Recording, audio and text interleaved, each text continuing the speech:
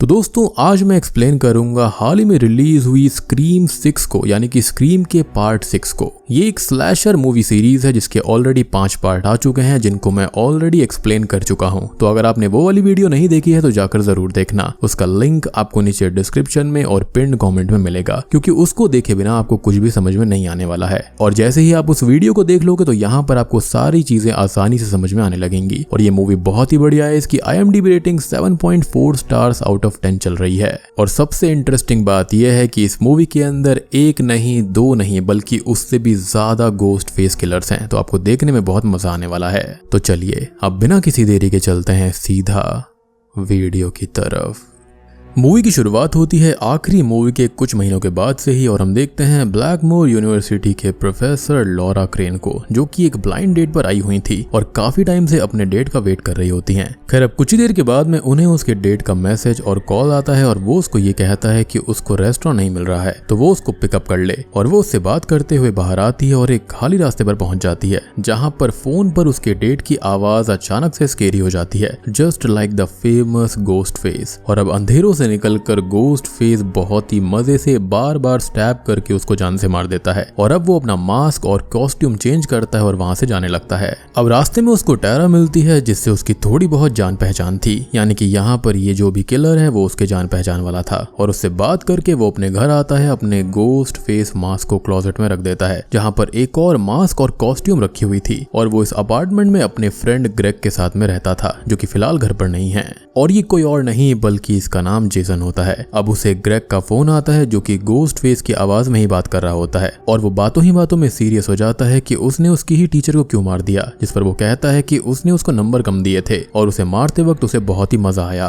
और Jason Greg के साथ मिलकर कारपेंटर सिस्टर्स को भी मारने की तैयारी में है। लेकिन तभी अचानक से ही ग्रेग की आवाज डिफरेंट होकर गोस्ट फेस की आवाज की तरह हो जाती है, काफी सीरियस हो जाती है, जिससे जेसन डर जाता है। और गोस्ट फेस उसे घर में यहाँ वहाँ कुछ ढूंढने का बोलता है। और शॉकिंगली उसे फ्रिज के पास में ग्रेग की बॉडी टुकड़ों में बटी हुई मिलती है। और अब सामने आता है इस मूवी का रियल गोस्ट फेस, और वो जेसन को भी स्टैब करके जान से मार देता है। और ये सीन यहीं पर शिफ्ट हो जाता है। खैर अब हम देखते हैं सैम कारपेंटर को, जो कि डॉक्टर स्टोन के पास लास्ट कुछ महीनों से थेरेपी लेने आ रही थी। और वो उन्हें बताती है कि वो काफी परेशान है, क्योंकि उसे पता चला था कि उसके रियल डैड एक सीरियल किलर थे, यानी कि Billy Loomis the original killer in the first Scream movie. और उसका बॉयफ्रेंड रिची भी एक किलर ही निकला, जो कि अपनी गर्लफ्रेंड के साथ मिलकर किलिंग करता गया। लेकिन ऑनलाइन उसके नाम के फैन क्लब्स बने हुए हैं और एक कॉन्स्पिरेसी थ्योरी भी चल रही है कि सब कुछ सैम ने ही किया था और बाद में बेचारे रिची को फंसा दिया गया। इनफैक्ट उसे अपने बॉयफ्रेंड को मारते हुए अच्छा भी लगा था, जो कि ये सारी की सारी बातें बिल्कुल बेकार थी। खैर अब कुछ और बातें करते वक्त उसकी डॉक्टर से बहस हो जाती है और वो अपने घर चली जाती है। खैर अब यहाँ पर हम कुछ कैरेक्टर से मिलते हैं जिनके नाम होते हैं टैरा, जो कि सैम की ही बहन है। और ग्रेग और जेसन इन्हीं कारपेंटर सिस्टर्स को मारने की तैयारी में थे,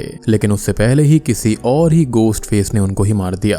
खैर साथ ही साथ यहाँ पर अब उनकी फ्रेंड क्विन बेली, ट्विंस चैड और मिंडी, साथ में मिंडी की गर्लफ्रेंड अनिका और चैड का रूममेट ईथन। खैर अब सैम घर आती है तो उसे वहां पर अपनी बहन टैरा नहीं मिलती और क्विन उसे बताती है कि वो एक पार्टी में गई है और सैम टैरा के लिए बहुत ही परेशान रहती थी, तो वो उसको लेने के लिए वहां चली जाती है। और वहां पर टैरा के साथ एक लड़का जबरदस्ती करने वाला था, तो वो उसको भी हर्ट कर देती है। अब पार्टी से बाहर आकर टैरा उससे झगड़ा करने लगती है कि वो उसकी लाइफ को ऐसे कंट्रोल नहीं कर सकती। सैम पुरानी चीजों में यहाँ पर जी रही होती है और वो नहीं जीना चाहती, और जो हुआ वो उसको भुलाना चाहती है और आगे बढ़ना चाहती है। और सैम को उसे फ्री छोड़ना ही होगा, जिस पर सैम उसको समझाने की कोशिश करती है कि वो सिर्फ उसको प्रोटेक्ट करना चाहती है और पास्ट में जो कुछ भी हुआ था वो लोग ऐसे नहीं भूल सकते, उन्हें हमेशा केयरफुल रहना होगा। लेकिन टैरा उसकी कोई भी बात नहीं सुनती और उससे नाराज हो जाती है। साथ ही साथ सैम को पब्लिक में निकलने से भी डर लगता था, यानी कि उस कॉन्स्पिरेसी थ्योरी की वजह से। इनफैक्ट लोग उसे रह रहकर बुली करते, चिढ़ाते और खूनी बोलते रहते थे। और यहाँ भी कुछ लड़कियां उसको बुरा भला बोलती हैं, जिनसे उसका झगड़ा हो जाता है और इस चीज की भी एक वीडियो बन जाती है। खैर अब वो सब लोग घर आ जाते हैं और चैड टैरा को समझाने जाता है कि सैम उसकी फिक्र करती है, जो कि बिल्कुल भी गलत नहीं है। और यहाँ पर हम ये समझ पाते हैं कि चैड और टैरा एक दूसरे को काफी पसंद करने लगे हैं। अब सैम घर के बाहर बैठी हुई थी और उसका बॉयफ्रेंड डैनी ब्रैकेट उससे आकर बात करता है, जिसे वो सब कुछ बताकर अपना मन हल्का करती है और वो उसको चेयर अप करता है। खैर अब तभी चैड सैम को ऊपर घर पे बुलाता है और वो वहां पर जाती है, तो टीवी पर जेसन और ग्रेग की ही न्यूज चल रही थी जिनको गोस्ट फेस ने खत्म कर दिया था। और ये सुनते ही सैम कांप जाती है और तुरंत ही टाउन छोड़ने का फैसला कर लेती है अपनी बहन को बचाने की खातिर। लेकिन टैरा उसके इनएक्शंस को जल्दीबाजी बताती है और कहती है कि वो ज्यादा सोच रही है और ये हो सकता है कि वहां पर सभी लोग कॉस्ट्यूम्स वगैरह में घूम रहे हैं तो ये गोस्ट फेस किलर के बजाय कोई और हो सकता है। लेकिन सैम आगे कुछ सोचे उससे पहले ही क्विन के डैड वेन बेली का कॉल आता है और वो सैम को बताते हैं कि उसकी आईडी जेसन के लास्ट स्पॉट पर मिली है तो उसे क्वेश्चनिंग के लिए उनके पास आना होगा। और ये हमने देखा था कि शुरुआत में जेसन उससे मिला भी था। अब सैम वेन के पास जाने लगती है लेकिन टैरा उसके साथ जाने की जिद करती है और वो दोनों ही अब वहां पर जाने लगती हैं। लेकिन तभी सैम के फोन पर रिची के नंबर से कॉल आता है जिस पर गोस्ट फेस उससे बात करता है जो कि बहुत ही शॉकिंग था कि रिची तो मारा गया था। और जेसन और ग्रेग की बात वो बताता है कि वो लोग उसको मारने का प्लान कर रहे थे। इस पर वो पूछती है कि क्या वो उसे प्रोटेक्ट करने आया है। इस पर वो कहता है कि नहीं, ऐसा बिल्कुल भी नहीं है। वो खुद ये जानता है कि सैम एक झूठी है, एक किलर है और वो उसे पनिश करके रहेगा, वो भी बहुत ही जल्दी। वो उसको काट देगा और खत्म कर देगा और रास्ते में आने वाले सभी लोगों को भी जान से मार देगा। जिसके साथ ही वो उनके सामने आता है और उन पर अटैक करने लगता है, यानी कि वो आसपास से ही बात कर रहा था। खैर अब वो दोनों भागकर एक शॉप में एंटर करती हैं और हेल्प मांगने लगती हैं जहां पर गोस्ट फेस किलर भी आ जाता है जिसको कुछ लोग रोकते हैं लेकिन वो एक आदमी को खत्म कर देता है और शॉपकीपर उसे रोकने की कोशिश करता है लेकिन वो उसको रोक नहीं पाता और वो उसे भी खत्म कर देता है। सैम और टैरा अब तक छुप जाती हैं लेकिन इससे पहले कि वो उनको ढूंढता वहां पर पुलिस आ जाती है और वो एक स्क्रीम गोस्ट फेस वाला मास्क वहीं पर छोड़कर चला जाता है। खैर अब उन दोनों को पुलिस स्टेशन लाया जाता है और ऑफिसर वेन उनसे पूछताछ करते हैं। लेकिन तभी वहां पर आती है स्क्रीम 4 की लेगेसी कैरेक्टर कर्बी रीड जो कि एक FBI स्पेशल एजेंट है और वो भी इस केस को अब आगे हैंडल करने वाली थी और वो सैम की कॉलेज में सीनियर भी थी तो उनकी पहले से ही उससे जान पहचान भी होती है। अब शॉप वाली किलिंग की रिपोर्ट और एविडेंस आते हैं तो उसके अंदर जो मास्क छोड़ा गया था वो वहां पर 2011 की स्क्रीम का मास्क था जिसके अंदर चार्ली और जिल किलर थे और कर्बी चार्ली से ही स्टैब होकर बच गई थी। यही नहीं बल्कि मास्क जेसन और ग्रेग के पास भी छोड़ा गया था और वो था आखिरी स्क्रीम मूवी वाला मीन्स लास्ट किलिंग का मास्क जहां पर रिची और एम्बर किलर्स थे।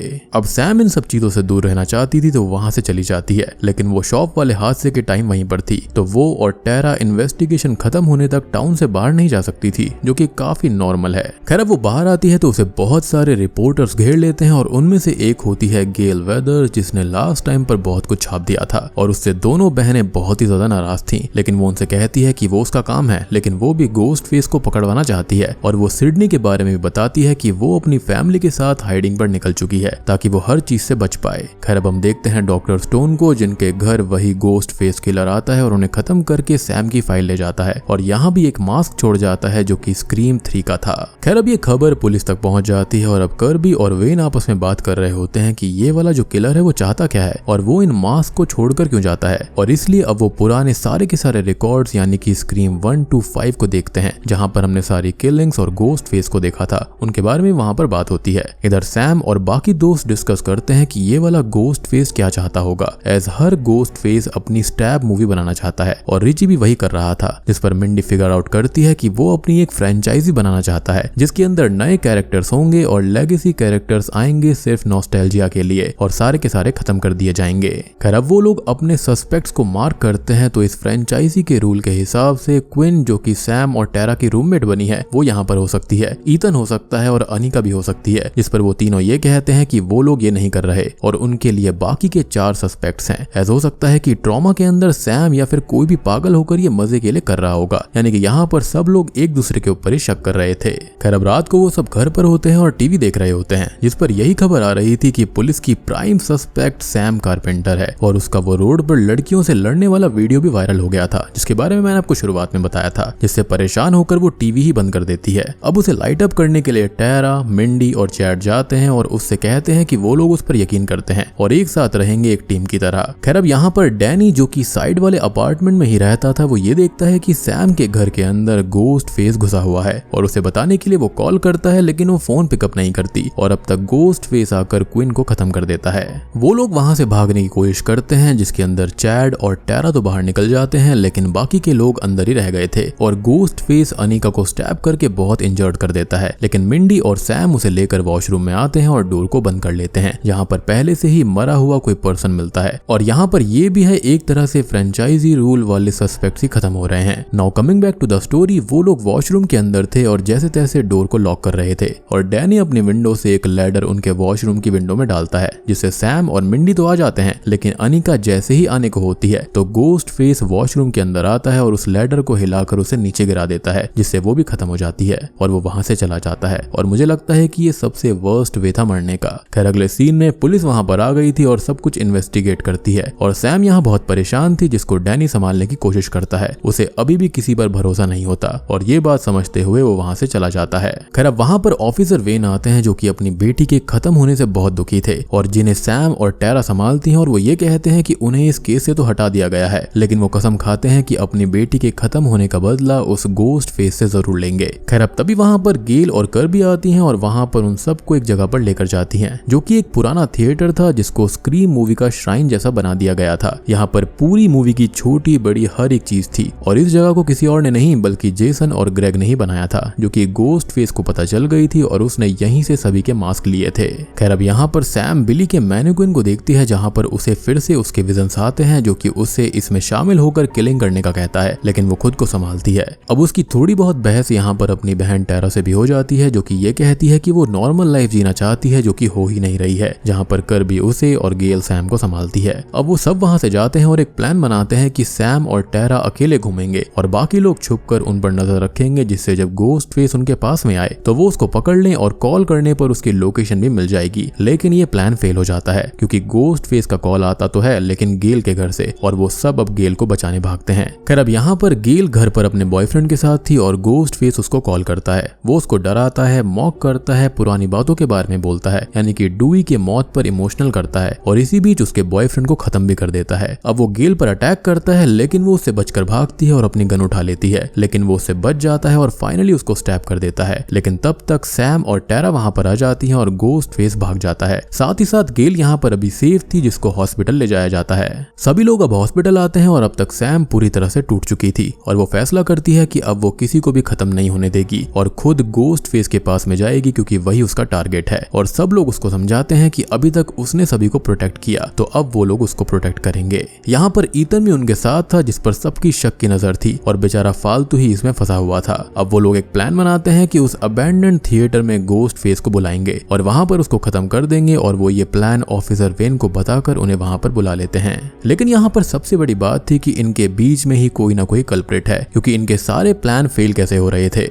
अब वो सब ट्रेन से थिएटर के लिए निकलते हैं, लेकिन भीड़ की वजह से मिंडी और ईथन की ट्रेन मिस हो जाती है और वो दोनों सेकंड ट्रेन से जाने लगते हैं। अब सैम देखती है कि हैलोवीन की वजह से सभी लोग हॉरर कॉस्ट्यूम्स के अंदर हैं और बहुत सारे तो गोस्ट फेस बने हुए थे, जिससे सबका डर बहुत बढ़ जाता है कि उनमें से कोई भी असली गोस्ट फेस हो सकता है। यहाँ पर मिंडी की ट्रेन में भी वही हाल था और वो तो ईथन पर भी शक कर रही थी, लेकिन जैसे ही वो ईथन की नजरों से दूर होती है, अकेले में आती है, तो गोस्ट फेस आकर उसे स्टैब कर देता है और वहां से भाग जाता है। ईथन अब मिंडी को संभालता है और उसे तुरंत ही हॉस्पिटल लेकर जाता है। इधर सब लोग थिएटर पहुंच जाते हैं, जिन्हें बाहर कर्बी मिल जाती है और अंदर जाने से सैम डैनी को मना कर देती है, ये कहते हुए कि वो लोग उसे इतने अच्छे से नहीं जानते, और वो बाहर ही रुक जाता है। यानी कि शक की सुई किसी के ऊपर भी जा सकती थी। खैर अब सभी लोग अंदर जाते हैं और कर्बी डोर्स को लॉक कर देती है और सैम अंदर आ जाती है अपने फादर बिली के मैनिक्विन के पास, जहां पर फिर से उसे उसके विजन्स आते हैं कि हथियार उठा लो और खुद सब कुछ खत्म करो, और वो उसका ही नाइफ पिक करती है। अब तभी उसको कॉल आता है ऑफिसर वेन का, जो कि एक शॉकिंग बात बताते हैं कि वो थिएटर उनके लिए खतरा है, क्योंकि कर्बी ने झूठ बोला। असल में वो कुछ टाइम पहले ही FBI से निकाल दी गई है, मींस वही किलर हो सकती है। और सैम अब टेरा को ढूंढने जाती है। यहाँ पर टेरा चैड के साथ थी और वो दोनों अपने प्यार का इजहार कर ही देते हैं, लेकिन तभी गोस्ट फेस आकर उनको स्टैब करता है और वो लोग वहां से भागते हैं। वो जैसे तैसे उस गोस्ट फेस को घायल कर देते हैं और चैड उसे मारने ही वाला होता है, लेकिन तभी शॉकिंगली एक दूसरा गोस्ट फेस वहां पर आ जाता है और पहले वाले के साथ मिलकर उसे स्टैब कर देता है। यानी कि यहाँ पर एक नहीं बल्कि दो थे, और अब सैम और टेरा भागते हैं, जिनको वो दोनों गोस्ट फेस घेर लेते हैं। लेकिन तभी कर्बी आकर उनको शूट करने लगती है और तभी वहां पर वेन भी आ जाता है, जिसके पीछे गोस्ट फेस आता है, लेकिन वो कर्बी को ही शूट करता है। और दोस्तों अभी यहाँ पर खुलते हैं इस मूवी के असली पत्ते। तो यहाँ पर एक नहीं, दो नहीं, बल्कि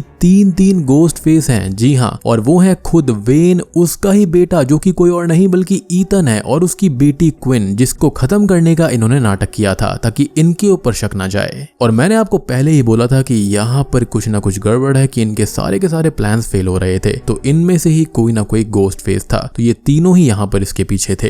ये तो साला वही हो गया रक्षा की भक्षक है। खैर अब वो अपना सच बताता है कि उसने ये आखिर किया क्यों है। तो वो अपने बेटी की मूवी स्टैब को कंप्लीट करना चाहता है, जिसके अंदर सैम इवेंचुअली असली गोस्ट फेस के रूप में सबके सामने आती और मारी जाती। मींस सभी किलिंग सैम ने ही की, ऐसा उसका बेटा दिखाना चाहता था जिसे सैम ने मार दिया था। तो सैम ने यहाँ पर किसको मारा था और कौन अपनी ही स्टैब मूवी तैयार कर रहा था? तो वो कोई और नहीं बल्कि रिची ही था। जी हाँ, और वेन उसका ही फादर है और ईथन भाई और क्विन बहन है। और जो कॉन्स्पिरेसी सैम के नाम से शुरुआत से चल रही है ना, कि उसने सब कुछ किया है, रिची को फंसाया था, तो वो किसी और ने नहीं बल्कि क्विन ने ही शुरू करवाई थी, जिस पर लोग यकीन भी करते गए। और वो लोग जो गोस्ट फेस मास्क यूज कर रहे थे वो पुराने विलन्स के थे, और जो मास्क वेन के पास था वो बिली वाला मास्क था, जिसे वो सैम को पहनने को बोलता है क्योंकि उसे पहनाकर वो उसको मारेगा और पूरी दुनिया को बता देगा कि सैम अपने डैड जैसी ही थी एक किलर। खैर अब वो लोग सैम और टेरा की ओर बढ़ते हैं, लेकिन वो लोग समहाउ उनसे बच जाती हैं और अब टेरा ईथन को स्टैब कर देती है और सैम क्विन को शूट कर देती है। वो वेन को मारे उससे पहले ही उसकी बुलेट्स खत्म हो जाती हैं और वो दोनों नीचे गिर जाते हैं। और जब वेन को होश आता है तो वो अकेला था, जिसे अब द अल्टीमेट गोस्ट फेस का कॉल आता है, जो कि उससे थोड़ी बहुत बात करता है और अब उसके पास आकर उसको स्टैब करके खत्म कर देता है। और ये कोई और नहीं बल्कि सैम थी, जिसे यहाँ तक आने पर मजबूर कर दिया गया था। उसके फादर के विजन्स उसको बार बार बोल रहे थे कि उसे सब खत्म करना होगा और वही उसने किया। अब सैम और टेरा उसको खत्म करके बाहर आती हैं और टेरा ये बोलती है कि वो सैम के साथ ही रहेगी और ऐसे उनके रिश्ते ठीक हो जाते हैं। ईथन अभी भी यहाँ पर जिंदा था और वो उनको मारने बढ़ता है, जिसे कर भी शूट कर देती है, यानी कि यहाँ पर वो किलर नहीं थी। और अब तक डैनी ने भी पुलिस बुला ली थी। अब मूवी के एंडिंग सीन में सभी को हॉस्पिटल लेकर जाया जाता है और चैड भी बच गया था। मिंडी भी बच गई थी, जो कि वहां पर आकर चैड के साथ हॉस्पिटल जाती है। और अब हम सैम को देखते हैं, जो कि अपने डैड वाले मास्क को अपने पास रख रही थी, लेकिन टेरा को देखकर वो मास्क को फेंक देती है, यानी कि वो किलर नहीं बनेगी, क्योंकि उसने अपनी बहन को प्रोटेक्ट करने का सोच लिया था। और बूम, इसी के साथ में स्क्रीम 6 मूवी यहीं पर खत्म हो जाती है। तो दोस्तों ये थी स्क्रीम 6 मूवी की कहानी, जो कि काफी फेमस हुई है। इसकी रेटिंग भी काफी हाई है एंड ट्रस्ट मी ये मूवी देखने में भी काफी इंटरेस्टिंग है। पिछली वाली मूवी से काफी बढ़िया है। इसका एक्चुअल में पिछली मूवी से कनेक्शन है और साथ ही साथ यहाँ पर हमको स्क्रीम मूवी के 27 साल एक साथ दिखा दिए गए हैं, जो कि बहुत ही बढ़िया लगता है। यानी कि इतने सारे रेफरेंस है कि मजा ही आ जाता है। और अगर आपने बाई चांस मेरी पिछली वीडियो को मिस कर दिया है, जिसके अंदर मैंने स्क्रीम 1 to 5 के सारे चीजों को एक्सप्लेन किया था, तो उसको भी जाकर देख लेना, तभी आपको ये चीज समझ में आएगी। उम्मीद करता हूँ कि आपको वीडियो पसंद आई होगी। पसंद आई है तो वीडियो को लाइक कर देना। आपको ये मूवी कैसी लगी कमेंट सेक्शन में जरूर बताना। चैनल के ऊपर नए हैं तो सब्सक्राइब कर लीजिए। तो मैं आप सबको मिलता हूँ अगली वीडियो के साथ में, तब तक के लिए।